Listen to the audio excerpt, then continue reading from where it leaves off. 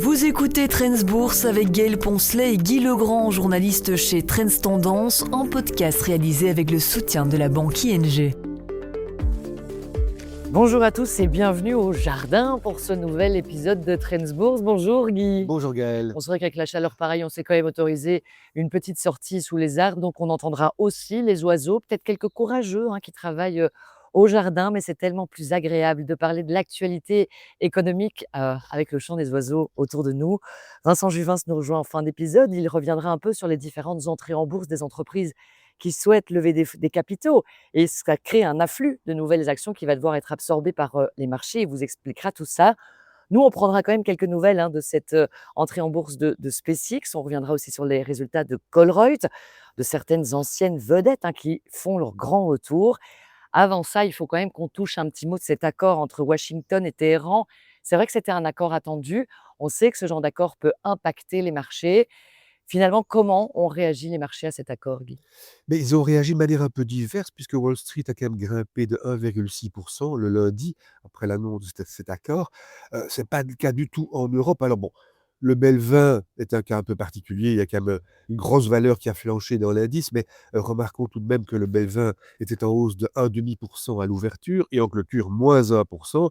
Donc on est loin de l'euphorie. Mais plus significatif est le stock 600, donc témoin des valeurs européennes, plus 1,3% à l'ouverture, donc aussi quand même, voilà un bel accord. Et en clôture, on était à plus 0,2%, donc finalement no news. Ceci, au niveau européen, donc est une illustration de l'adage buy on the rumor, sell on the news. On a acheté la rumeur, l'accord est proche, et une fois que l'accord intervient, il y a plutôt des vendeurs qui se manifestent, qui prennent leurs bénéfices, fut-il petits. Donc il n'y a pas de règle en la matière.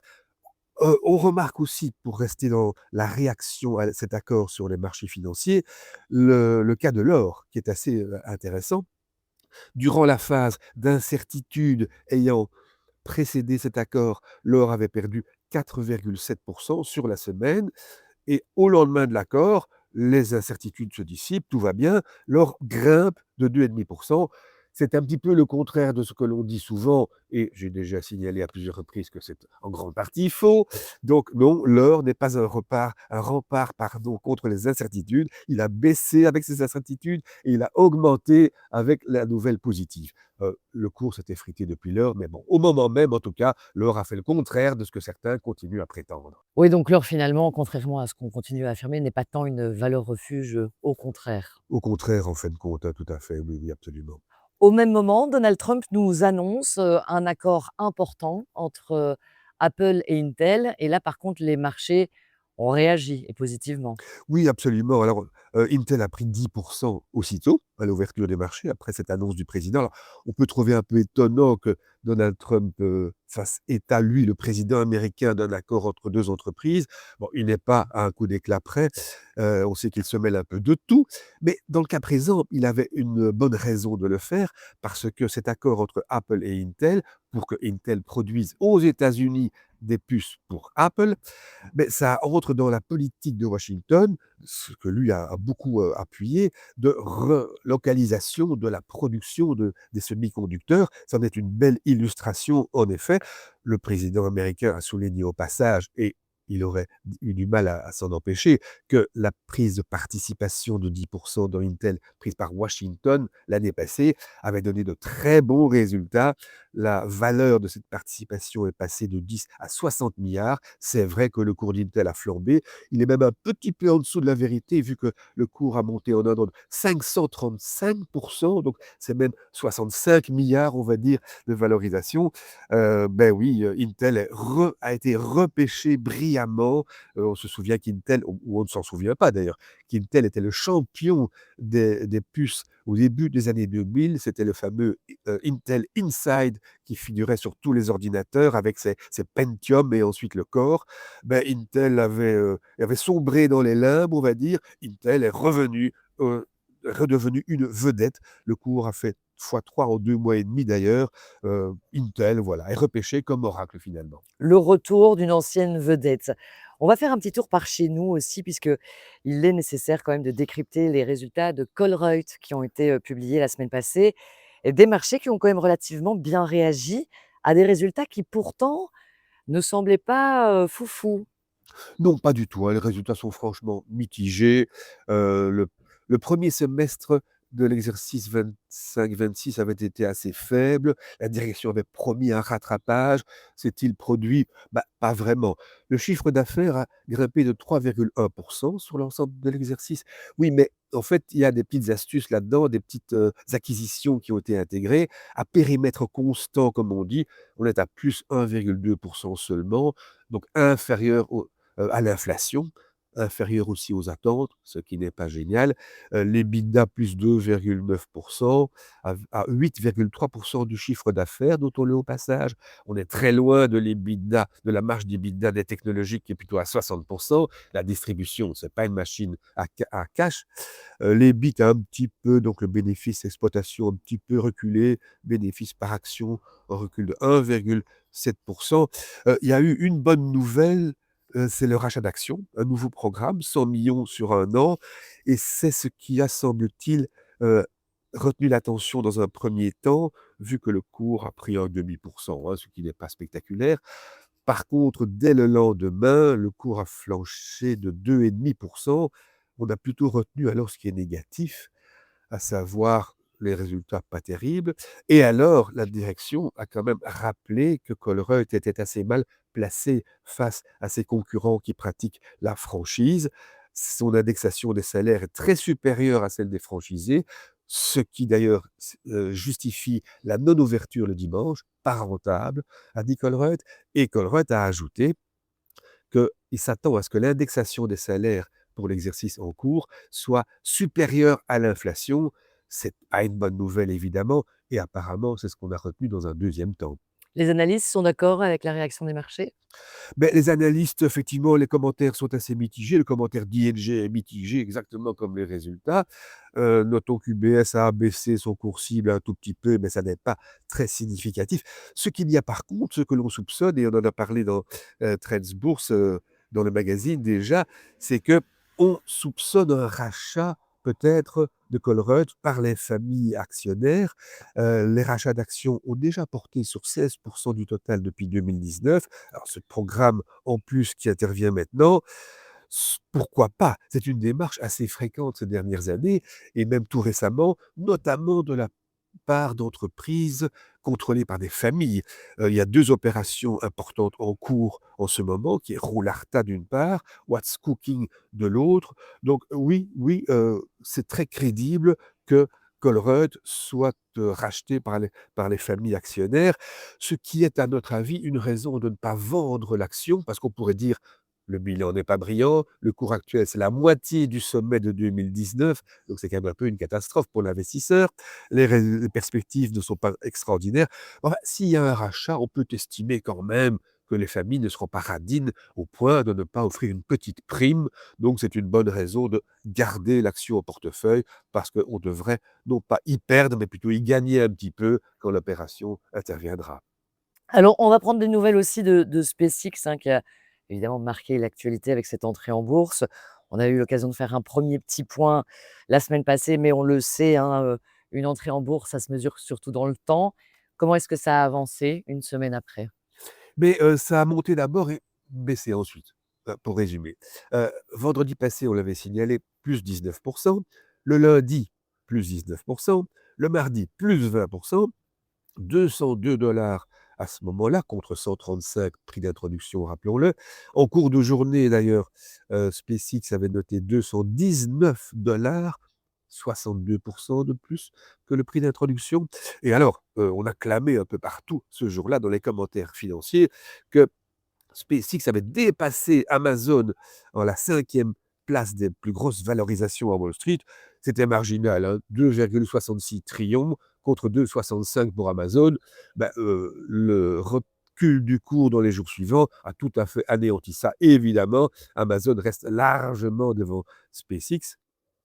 Le cours donc a baissé à 202 donc mardi, 192 mercredi, 185 jeudi. Pour rappel, il n'y avait pas de marché vendredi, un plus bas même de 173. Voilà, le recul est en cours. Mon Dieu, jusqu'où ira-t-on? Remarquons au passage que certains grands investisseurs y croient. dur comme fer. Cette fameuse Cathie Wood, qu'on a appelée la papesse de Wall Street ces dernières années, son fonds ARK a acheté lundi pas moins de 3,3 millions d'actions pour 500 millions. Elle a donc payé un gros 150 $ par action. Bah, il faut avoir le moral parce que d'autres n'y croient pas du tout. Oui, c'est ça. J'allais te poser la question. Si elle, elle y croit fort, on a quand même pu constater que pour certains, c'était, pas du tout la même ambiance. Mais non, pas du tout. Et à défaut de citer des bro-analystes, je voudrais citer plutôt Morningstar, que j'ai déjà cité quelques fois ici. Morningstar, pour rappel, est un groupe financier qui est le grand spécialiste de la qualification, du label de qualité des fonds, mais pas seulement, il faut autorité dans ce domaine-là, mais pas seulement. Morningstar étudie aussi un tas de valeurs, un tas d'actions, plus de 300 d'ailleurs, et ils ont consacré une étude assez circonstanciée à SpaceX. Alors, ce qui est intéressant à noter d'emblée, leur conclusion, c'est: nous pensons que la société a été significativement surévaluée et que les investisseurs auront l'occasion d'acheter l'action à des niveaux plus attrayants. Leur modèle, qui fait appel au fameux discounted cash flow historique, leur modèle donne à SpaceX une valeur de 780 milliards de dollars. Soyons clairs, c'est moins de la moitié de l'évaluation de l'IPO, c'est 1000 milliards de dollars de moins. Alors pourquoi? En réalité, Morningstar est assez positif, même très positif, sur les 2 premiers métiers, les fusées d'abord. Mmh. C'est génial, il faut bien le reconnaître. Ces fusées qui sont réutilisables ont complètement chamboulé les lancements au niveau mondial. SpaceX, c'est la moitié du marché, chinois et russe compris. Ben oui, ils ont abaissé le coût de 95%, estime-t-on, par rapport aux fusées que l'on abandonne dans l'espace. Deuxième activité, Starlink, on a déjà parlé de ça il y a quelques semaines, l'activité globale de SpaceX. Starlink, donc, qui utilise des satellites lancés par les fusées de SpaceX. C'est un modèle d'intégration tout à fait surprenant et unique en son genre, évidemment. Starlink marche bien, c'est très rentable, ils ont un bel avenir devant eux, sans aucun doute. D'ailleurs, Morningstar attribue à ces 2 activités une valeur de plus de 600 milliards. Par contre, pour xAI, la division d'intelligence artificielle qui a été rachetée à Elon Musk, Morningstar lui attribue 170 milliards seulement de valorisation, ce qui est une fraction seulement du modèle développé dans le prospectus d'introduction. Pourquoi? Parce que le modèle d'intelligence artificielle, le langage d'intelligence artificielle Grok, bah, il n'est pas encore parmi les favoris. Il s'en faut de beaucoup. L'autre grande plan sur la comète de Elon Musk, ce sont les centres de données dans l'espace. Ce serait génial, bien sûr, puisqu'on utiliserait une énergie du solaire gratuite, mais il faut pour ça la fusée Starship en développement chez SpaceX, et elle est seulement en développement. Donc tout ça n'est pas du tout gagné d'avance, et c'est là que Morningstar fait preuve d'un grand scepticisme et que donc il estime que la société a été significativement surévaluée, pour reprendre leurs termes. Donc eux ne sont absolument pas acheteurs au cours actuel. J'ajouterais une petite chose, c'est qu'on pourrait se dire que tiens, Morningstar est peut-être très critique de manière globale. Non, pas vraiment. Dans l'ensemble des sociétés qu'il suit, donc le groupe suit, à savoir 322 si je ne me trompe pour être précis, il n'en relève que 18% de surévalués, dont UCB, soit dit en passant, ça vient d'entrer dans les surévalués, mais 45% de sous-évalués. Donc Morningstar est plutôt positif de manière globale sur la bourse. Ça ajoute un peu plus de poids à son avis négatif sur SpaceX. Bah, donc si je comprends bien concernant SpaceX, c'est pas du tout le moment de se ruer. On a encore le temps de patienter un peu pour se positionner. C'est ce que nous pensons, effectivement. Et quelles leçons pourrait-on tirer finalement de toute cette actualité cette semaine? Mais je crois que la leçon la plus simple, c'est de dire que, comme pour les réactions du marché à l'accord Téhéran-Washington, ainsi qu'on l'a vu, pour les introductions en bourse, il n'y a pas de règle absolue. On ne peut pas dire oui, il faut y aller ou bien non, il faut s'abstenir. C'est vraiment du cas par cas. Et évidemment, l'inconvénient, c'est qu'on ne le sait qu'après coup. Alors, 2 exemples historiques. En 2004, c'est Google qui entre en bourse.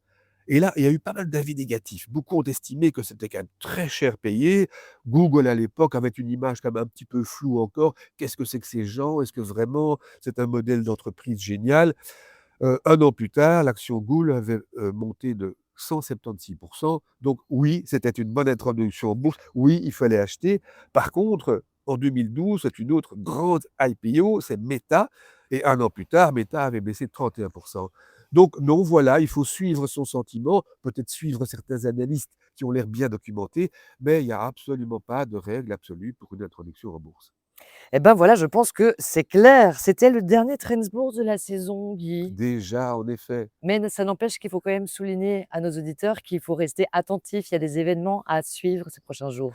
Mais oui, cette semaine, il y aura un événement important, c'est mercredi soir, les résultats de Micron, fabricant de puces, faut-il le rappeler, très important fabricant de semi-conducteurs. C'est le dernier grand groupe à publier ses résultats. Ce sera suivi de très, très près par les marchés et donc ça devra être suivi de très près aussi par les investisseurs. Et nous, on fait donc une petite trêve estivale, mais on donne quand même rendez-vous à nos auditeurs le 20 juillet, puisqu'on les retrouve avec une série spéciale. On se penchera sur certaines actions à garder en tête pour le prochain semestre. Absolument. Et puis, on fera aussi le point sur quelques gros concepts économiques dont il faut être finalement presque savant dessus pour bien être un bon investisseur, en fait. Absolument. L'EBITDA, par exemple, mérite une explication en profondeur. Ce sera pour la trêve estivale, en effet. Et ben voilà, rendez-vous donc à partir du 20 juillet. Vincent Juvens prend notre place pour revenir un peu sur ces entrées en bourse de plus en plus nombreuses.